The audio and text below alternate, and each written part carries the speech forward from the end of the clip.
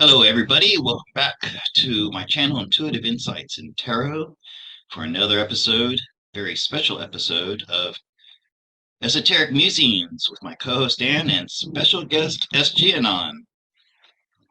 SG, how you doing today? Doing well, my friend. Thank you for having me.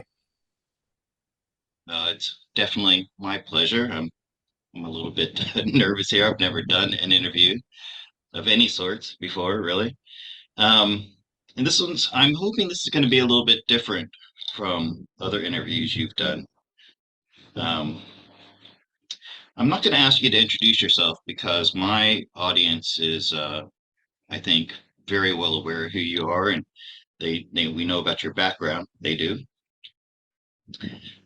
However, I have a question for you about yourself. I was wondering if you would be willing to tell us something about yourself that you've never said in a public forum before.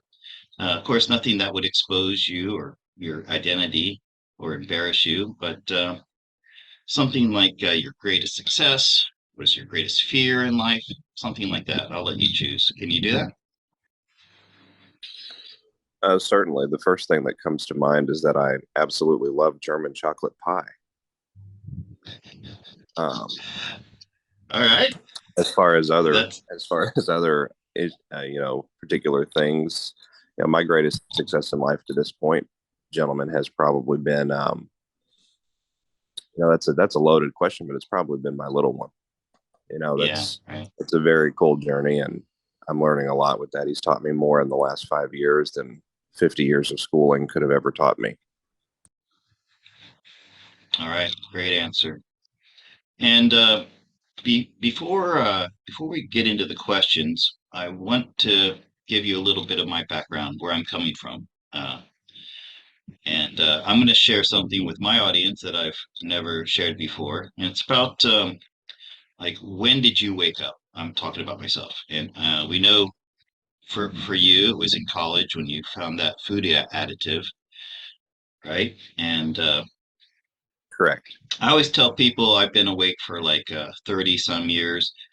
And and when was that time I woke up, right? And if you think the awakening is a process, you don't just go from point, 0 to 100 miles an hour right from the start. But I remembered there was one time in particular for me. Now, first, when I was like 10 years old, I would awake in bed. I was an insomniac at that age, and I would pray to God. And this prayer that I said over and over again was, God, I don't want to be rich. I don't want to be famous. I just want to know everything, like the truth about everything. That was I wanted to, I was rash enough as a little kid to think that I could know everything. And so yeah, I used to wonder, like, what was the meaning of life? Why am I here? I was a little kid wondering these things. And then when I was about 17, I experimented with a hallucinogenic called mescaline for the first time. And I was with a couple of friends, and that experience just, of course, it blew my mind. And I was trying to understand it. So I went to the library and I found a book by Aldous Huxley, The Doors of Perception. And in it, it explains how your corpus callosum, or the reptilian brain, that ancient part of your brain that connects the base of your brain to your spinal cord, is it's called the gatekeeper or the doors of perception. And when you use things like mescaline or ayahuasca or mushrooms, it opens those doors. And what you're actually experiencing is almost like a hyper reality. It's just that your feeble mind, 3D mind, can't understand it. And then shortly after that, I was I was come home from school, carpooling with a friend. He lived a few houses down from me. His mother parked the car, and I got out and I'm listening to my Walkman radio. and this song by Styx comes on. This is way before your time, maybe SG, and Dan might remember it. But it's a Styx song called Grand Illusion, and the song starts off, something like I can't remember the exact words, but the show started by a ticket for the show, but there was this one line in particular that says, "Don't believe the TV, the radio, or the magazines. They show you photographs of what your life should be, but that's just someone else's fantasy. And deep inside, we're all the same." And now this was probably about 1982. The song had been out for years. I'd heard the song 100 times, but for some reason, it clicked with me with that experience with the mescaline, reading Aldous Huxley, and I just realized, wait a minute. So all of this is a grand illusion. And like Shakespeare said, the all the world's a stage and we're simply players. I remember I stopped in my tracks because this was an epiphany for me. And and I really believed that it was true that because at that time my family was quite poor, and we had a lot of rich friends, and I just remember thinking that they weren't happy. It was all fake. It was all phony. So I'm going to Amazing. fast forward through this as quickly as I can, but and then there's this. This is something that I've talked about many times on my channel. When I was 19, I was in a very dark place. I was a high school dropout.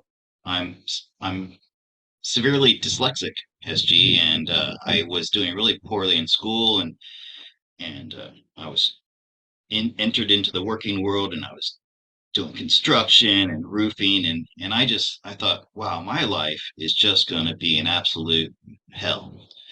And I had a gun, and I started considering ending it right then and there, just like maybe this is like pushing the restart button, you know. And just as I had the gun to my head and I was considering squeezing the trigger. At that moment, I heard a voice speak to me. And it wasn't like my conscious talking to myself. It was a voice that it felt telepathic. It was a telepathic voice. I've come to realize now, I believe that that was my higher self talking to me. And it said, "You can't do this." And I haughtily said to the voice, "Well, why not?" And it said to me that because you're living in the end time, the end of an age, and the coming of a new golden age, and you need to be here. You'll need to be here in this time to help people through it. Once again, I'm going to fast forward a bit. I said to the voice, first I said, "Bullshit, I don't believe you." It's kind of funny. And I said, "But I'm going to go out and I'm going to give 1 year. I'm going to go out 1 year. I'm going to look for any proof that this is true." I had been raised a Catholic. So the first thing I did was I went to my Catholic church and I started asking them about the second coming, because they always talked about the second coming of Jesus, and they couldn't give me any answers. Eventually, I found the Seventh-day Adventist Church, and I joined that church. I got baptized in that church, and I spent 10 years there, and I became somewhat of a Bible scholar, a self-taught Bible scholar. I was teaching Sabbath school. The church, people really wanted me to join a seminary and become a pastor because I was pretty good at it. But then, after about 10 years, I discovered what I thought were flaws in the religion. It wasn't just the Seventh day Adventist religion, it was all of Christianity. Um, okay, so I think I kind of got off a little bit my track, but uh, yeah. So, okay. Um, I still believe that there was some kind of like major event coming. Then 9/11 happened. And I thought, oh, this is the start, right? I told everybody, I've been telling you something was going to happen, right? Uh, and nothing really happened though. It seemed like nothing happened. And I had kind of, at this point, after years and years and years of study and waiting for signs, nothing was happening. So I kind of said, I'm going to take a break from all this truth researching because I studied science, philosophy, religion, just nonstop all through my 20s and into my 30s. And I could also see that the job that I had, I was a press operator, was not going anywhere. And my life in America was not going anywhere. And I didn't fit in with anybody there. And I wanted to talk about these esoteric things, and nobody wanted to talk about it. And I kept telling people, I used to describe it as a storm. I'd say, because I lived in Florida, and I'd say it's like there's a hurricane coming, and I'm the only one that seems to have a radar that can see it. And I'm trying to tell people, look at my radar, and they won't look at it. They didn't believe me. So then Indeed. my path was led to Thailand, where I live now, and I came here and I became an English teacher. And real quick, the other awakenings that I had. Number one, when I finally first got my computer around 2008, the first thing I looked up was 9/11. And of course, I found all the evidence and that was a mind blowing thing. I'm like, oh, okay, so that was a big part of this bigger picture that I've been telling people about. Then the moon landings, because I grew up in Florida. I watched the Apollo missions launch to the moon, and I was so sure about it. And some young guys from England in the break room one time at school told me that it was fake. And I'm like, I'll prove them wrong. And I couldn't, right? So then I was confused because why did they fake the moon landing? You might know where I'm going with this by the map on the wall behind me. The very first thing I noticed. In 2015, I was looking for the next big mind blowing thing, right? And I was unemployed at the time, between jobs, and I'd just broken up with a girlfriend, so I had a lot of time on my hands. These flat Earth videos kept being come up on my feed on YouTube. Finally, I'm like, okay, because there was a guy named Freeman Fly. Ever heard of Freeman? The name's not familiar. Freeman Fly was doing conspiracy theory, and truther videos before there was an internet.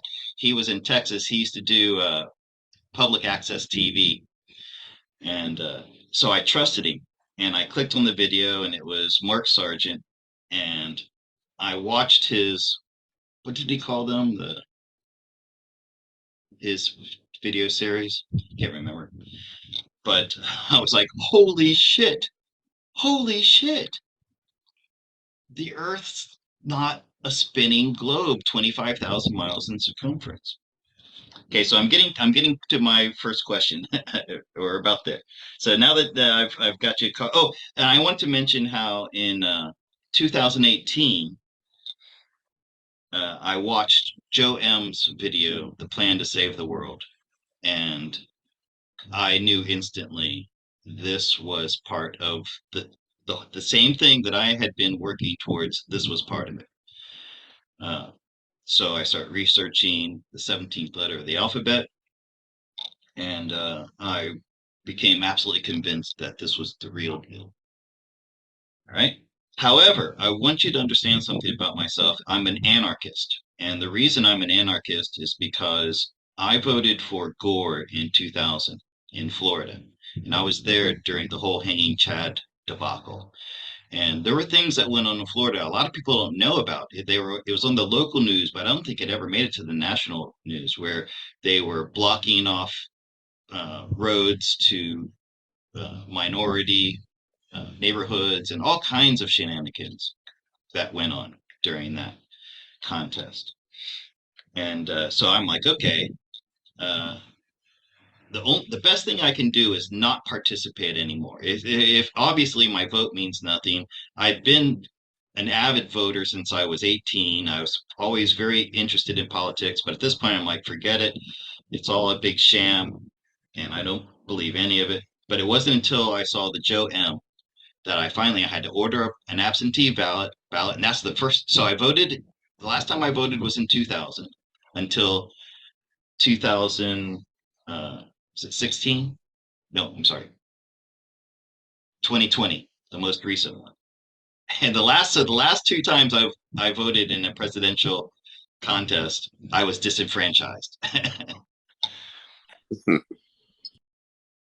Okay, so I wanted you to understand that because I don't I'm not interested in the politics side of it a lot. You know, like so many people, like yeah, I love uh, DJT, Mr. T. I love the guy.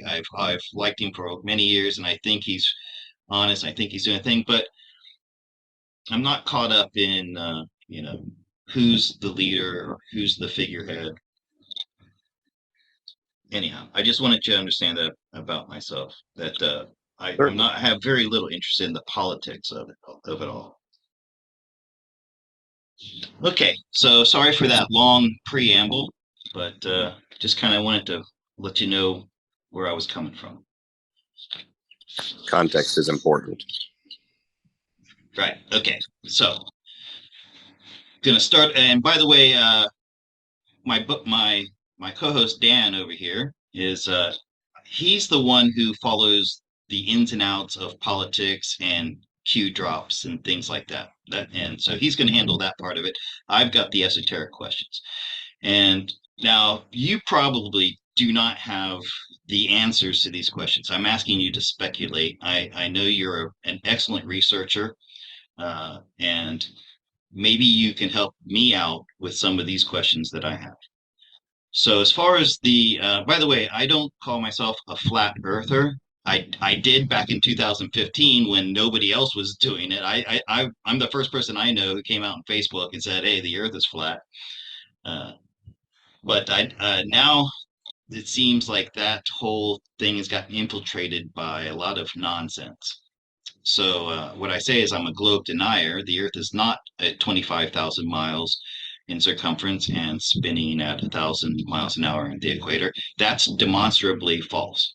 Okay, that's I can prove that myself with a telescope and going to the beach. Okay. Um, okay, but Correct. here's one thing that I have never been able to figure out.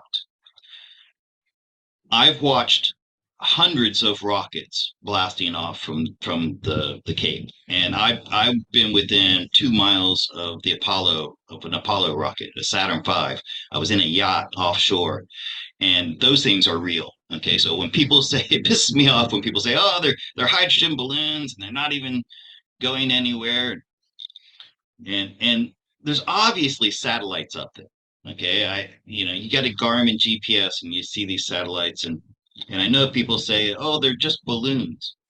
But here's my question to you: are there satellites that are not balloons and that are put into order orbit by rocketry? Do you have any insight into this conundrum that I have? Absolutely. And thank you for the introduction. The background is helpful. Rocketry, things like that, they're very real. Our Earth is far more massive, I think, than we really give it credit for. Our sky is many tens of miles in its height, hundreds of miles. And so being able to put things in a high sky situation sort of gives the appearance to those on the ground, especially with our human eye, right, that it's gone all the way up into outer space. There is no outer space. There is a very, very large, extremely vast realm that we're a part of. And the sky portion of it is multi-layer. You can get to a point where you've put satellites, infrastructure, technology, things like that into an area at the very top of what we would think of our atmospheric realm here. And they actually are able to float up there due to the difference in densities. It simply allows them to essentially go around the Earth as though they say, they're orbiting the Earth. Well, they're not orbiting the Earth. They're actually circulating in a very high level of the Earth's sky. But it allows them, the ability to sort of control and see what's going on here on the ground at all times. This was one of the reasons Space Force came about. Space Force was nothing new. Space Force was simply the public consolidation of several military secret space programs under one umbrella and then given authenticity by the president. So, yes, satellites and rocketry things, they're very real. All right. Thanks. All right, and this takes me to my next question. I'm sticking with things in orbit. And this is about the moon. Okay, so I at one time, after doing a lot of my research into the nature of our realm, I my best guess was the moon was a plasma field of some sort.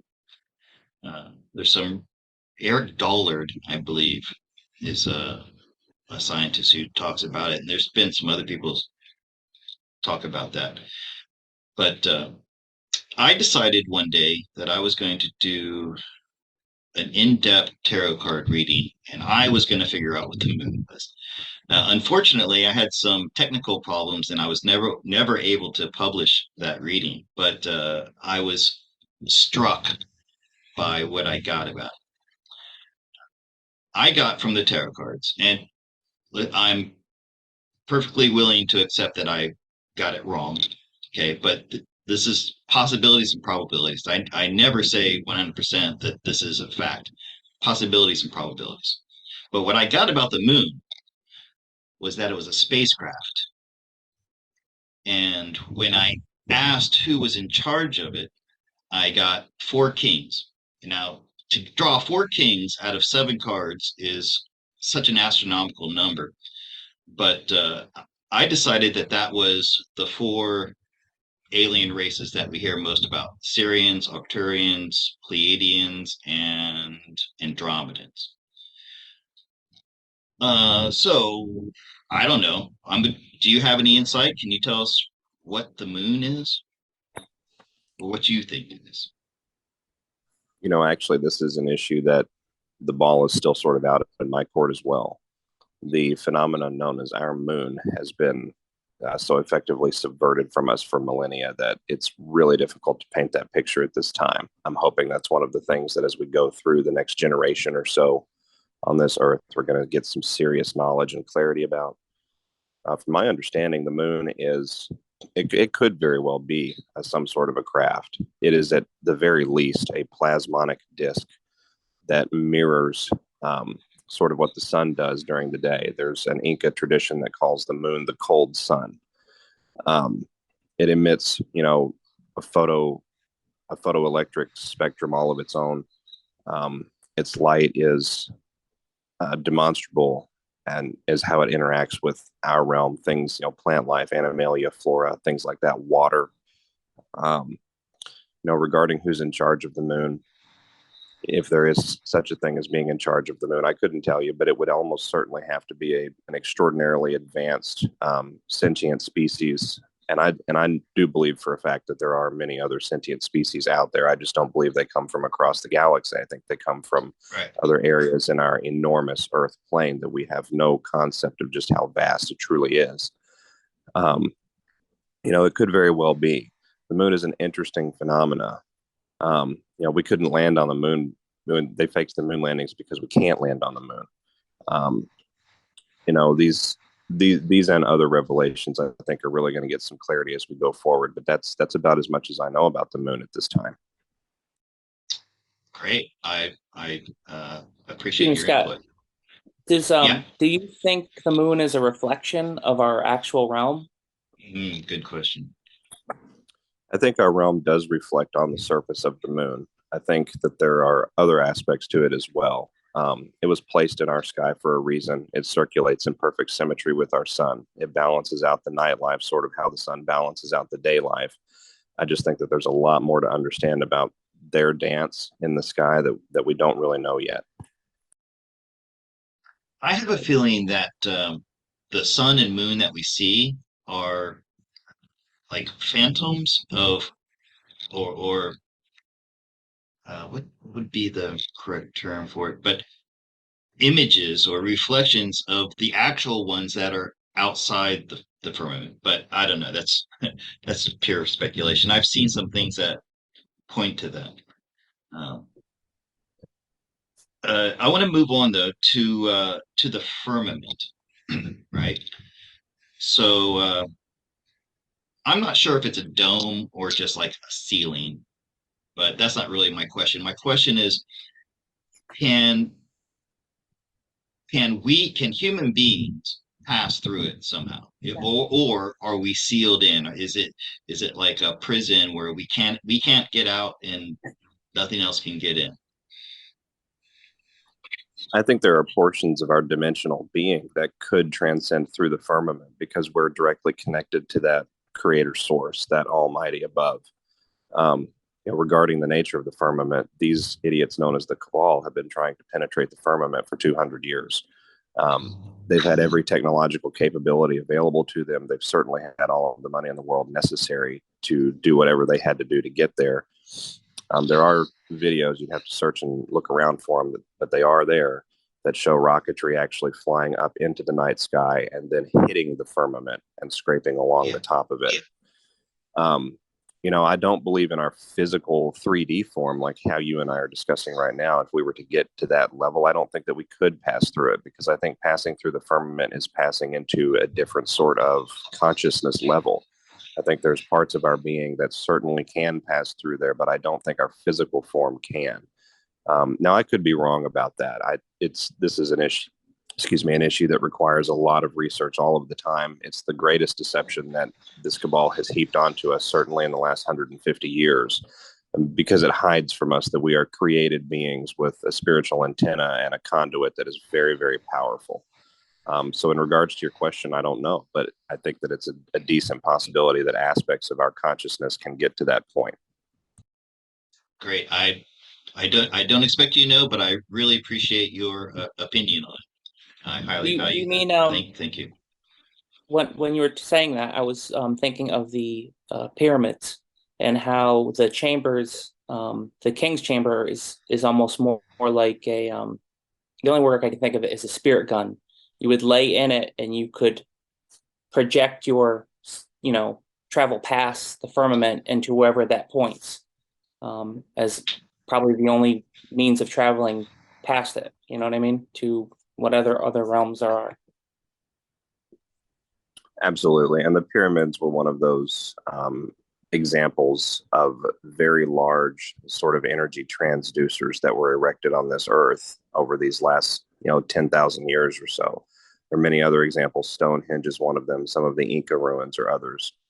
Um, the manipulation of the spiritual form is possible. The spiritual body is a presence within this particular 5D reality that we may not be able to visually see, but it extends out from us. It interacts with everything in this world. And that energy is sort of, like you said, capable of being manipulated, shot, if you will, out of a particular chamber. The way that these things are structured, kind of like you said, it points to the amplification of whatever is going on with the spiritual body. It's really interesting to note that the speed of light is recorded at around 299,000, I think it's 782 meters per second. And the GPS coordinates of the Great Pyramid of Giza are 299,782. Yep. Yeah, definitely wasn't built by Hebrew slaves and yeah, pulling blocks. Okay, so my non-terrestrials question you kind of answered already, and so I think I'm going to skip that. And this, what we're talking about right now, kind of dovetails nicely into this. It's a real quick thing: stargates. Uh, I think, like the movie, that's the way I picture them. Uh, do they exist? And are both sides using them? When you refer to stargates, you're referring to portals, correct? That's right. Yeah, just I like do think the film and the TV show, and the TV show was great, by the way. I love that show. I do think that there are portals. A good example of this would be the Notre Dame. I believe that there was a dark portal that was being used there in 2017-18, and that is the cause for the fire that occurred there was a shutting down operation of Wow. that particular portal. That's another building that's sort of built on one of these, you could call them energetic chakras or energetic pathways that pass through our plane. Um, there are areas in our plane where, dimensional energy is a bit thinner. The veil is not as thick. Um, Several of them are in the Antarctic ring. There are others all around, sort of pockmarked all through our world. Um, how they work, where they take you, who's managing them. These are actually questions that I don't know, but I know that their existence is real. And I know that they have been, traditionally used by black hats at different points along the way, this very evil group, and that we have slowly reclaimed many of them, maybe if not all of them by this point, for the good of humanity. That's great. Boy, I know some people are gonna love this interview. All right, so moving on. Uh, Looking glass technology and time travel. Uh, what can you tell us about that? Project Looking Glass is very real. Project Looking Glass was a deep intelligence CIA operation to essentially impart future consciousness into your current awareness and sort of cut out the time lapse needed for experience and moving through this life. In other words, you sort of get a glimpse of the road ahead before you've actually driven the road. My understanding is that Looking Glass was a very lethal technology. The amount of quantum energy that was transferred into the human body to allow those sorts of awarenesses was oftentimes just too much. My belief regarding Looking Glass is that it's been used by the Black Hats for some time, but was also sort of overtaken between 2007 and 2010 by deep military patriots in the United States, DOD, and that and that at that time it began a process for sort of ironing out the plan that we're all living through. It allowed for some windows to be, um, opened up and cast through, some ideas about events that would come later, some clarity that would come with that. Um, Looking Glass is a really fascinating read. It's really worth looking up. Thanks. Um, It's just so amazing, Dan. did you through watching videos or research, I heard that Looking Glass was like a double-edged sword where your ego can't be involved, so you need a third party that isn't has no interest in what you're asking. Is that true, or? I think there might be a little bit of confusion on that particular topic. There could very well have been third parties necessary. The part about ego really refers to identity. Your identity in the here and now grounds you to the here and now. Your ability to send your consciousness forward is always coming from a place of who I am in this moment of awareness, in this moment of time, as I take these breaths. Being able to extract oneself from that real reality long enough to be able to experience or be inserted, rather, your consciousness be inserted into a future reality is a very tall order. People that were involved in Looking Glass spent many months at different points along the way, sort of going through a self-directed ego death, if you will, a self-directed cessation of identity. It's kind of like you can't pour new water into an old glass until you've dumped some of the old water out. But if you dump all of the old water out, you terminate the glass. So that's one of the reasons Looking Glass was a very delicate technology. We had to sort of balance our consciousness and our rootedness in our here and now existence with what our consciousness would be, or if our consciousness would be at a point in the future, say 5, 10, 12, 14 years. All right, great question, Dan. Um, this next one, the solar flash. do you have any information about the solar flash? Is it going to create a DNA upgrade? Is it a extinction level event? Is it ever going to happen? Do you know anything about that? I don't. That's actually a topic I'm fairly unfamiliar with, but it's interesting you mentioned DNA upgrades. One of the reasons that we're Hmm. here in the world right now is because our DNA has been under assault for 1,000 years. At one point in time, humanity's DNA had a third helix. That third helix allowed us to activate at will things like telepathy, the ability to sort of soothsay and see into the future, some clairvoyance. We were just talking about looking glass. We actually had that capability spiritually as beings approximately 2,000 years ago. Part of this journey is reclaiming our DNA. Yeah. Yeah. Are you familiar with David Wilcock? I've heard the name, but I've not gotten a chance to look into the research. So he did some excellent research. He's actually a brilliant guy, and he based a lot of what he did not just on woo-woo esoterica, but on science. And he uncovered these experiments that were done in Russia, where they would pass light through. But this is one of real experiment that they did. They took an egg from a salamander and an egg from a frog, and they passed light through one of them, say the frog, and then into the salamander. And what they did was they changed the DNA, and they turned the salamander into a frog.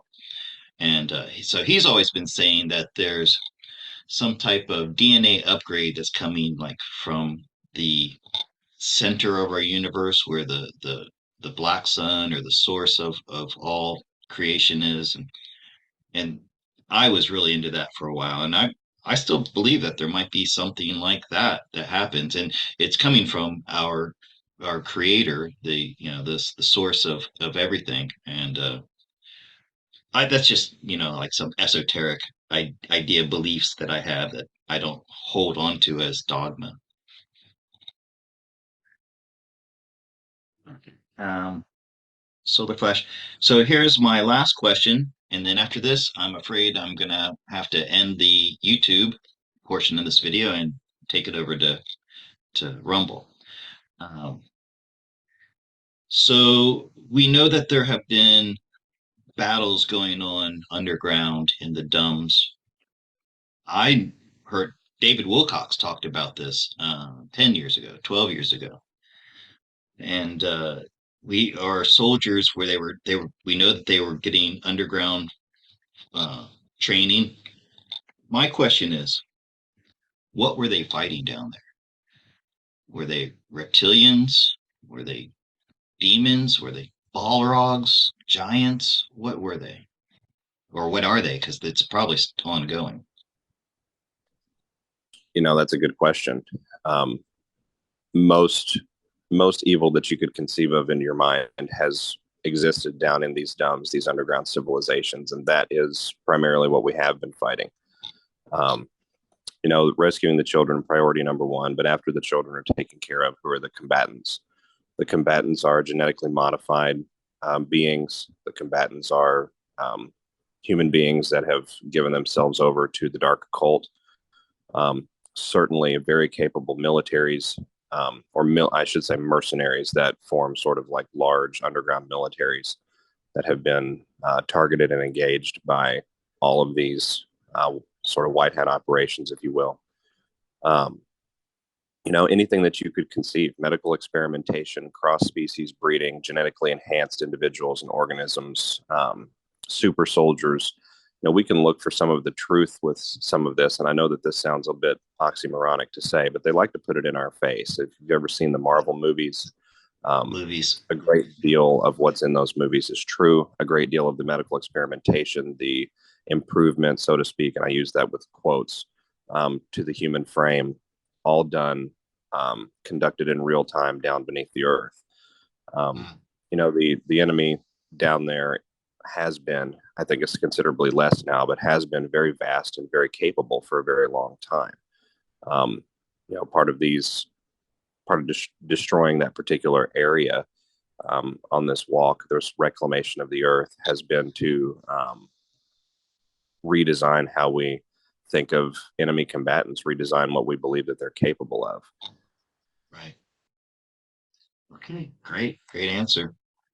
All right, so this is where I'm going to end the YouTube portion and check out watch it. And this is my last question, and then I'm going to give it over to Dan. He's going to handle more of the political side or of it. So as I told you in my introduction, I was somewhat of a Bible scholar, and the Seventh-day Adventists, they're different from other Protestant churches in that they believe that the Sabbath is from sundown Friday till sundown Saturday. And I used to think of myself as kind of like a gunslinger with a Bible. And I would go to like coffee houses and places, and I would look for people to debate with. And I thought I was doing God's work. I thought I was doing this to glorify God, but I realized later on that this was an ego trip that I was on. I got a rush from it. Not only I always won, by the way, in my mind. I destroyed people's belief systems, and I was brutal about it, and I was not kind about it, and I would go home feeling I actually was being like a vampire, an energy vampire. I was draining them of their energy, and I would come home just like pumped from this. um, so I'm not going to go into the details of all these things. I want to ask you this one question, and you know, if you don't want to answer this question because it might alienate a lot of viewers, I understand. But I came to the realization that Jesus Christ, as it's depicted in the Bible, was not a literal story. It was an allegory. And so there may have been a man named Jesus who did the miracles and was crucified, but I don't believe that God needed that crucifixion in order to assuage his anger and to cleanse man of his sin through blood, and which never made sense to me. It sounds like the cabal taking their blood magic and then dressing it up and then fooling everybody to believe it.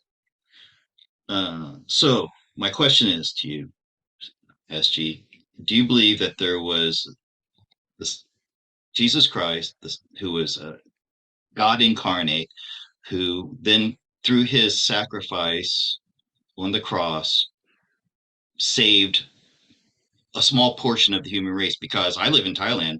There are 96% Buddhists here, so all of those guys are going to hell, right? Some tribesman who's in the Amazon who's never heard of Jesus Christ, but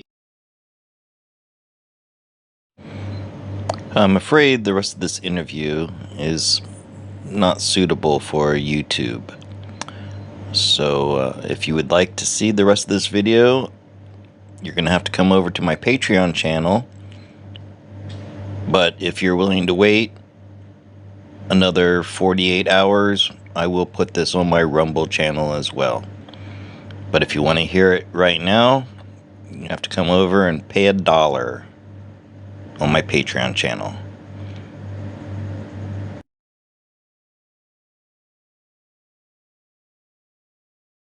he's been a great father and provider for his family and always did it right. He's going to hell. So would you like to tackle this? This is a really, this might be one of the most interesting questions I've ever been asked.